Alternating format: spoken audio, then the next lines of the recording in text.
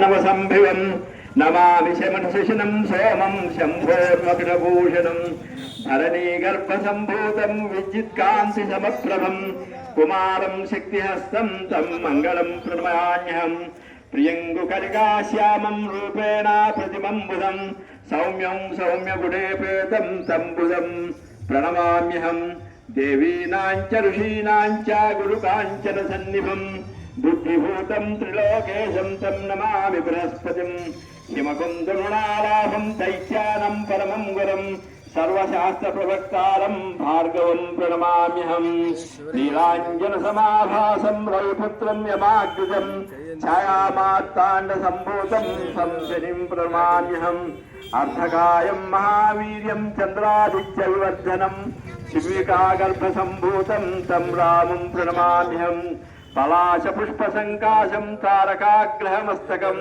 రౌద్రం రౌద్రాత్మకం ఘోరం తం కేతుం ప్రణమామ్యహం.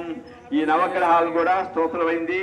ఈ నవగ్రహ స్తోత్రాన్ని ఎవరైతే వింటారో, ఎవరైతే చదువుతారో, చదివింది వింటారో ఏమైతుంది? ఈ ఫలితం వ్యాస భగవాన్ చెప్పాడు. వ్యాస భగవాన్ చెప్పినది ఇది వ్యాసమహోద్గీతం ఎప్పటే సుమాయిత దివావా ఇదివా రాత్రో విగ్రహ శాంతిర్భవిష్యతి. ఎట్లాంటి విగ్రహాలన్నా దీనివల్ల తొలగిపోతాయి, వింట వల్ల తొలగిపోతాయి. నరనారి నృపాణాంచ భవే దుస్వప్నవనాశం. నరులు అందరూ కూడా ఇది వింట వల్ల మనకు వచ్చే చెడుకళ్ళన్నీ కూడా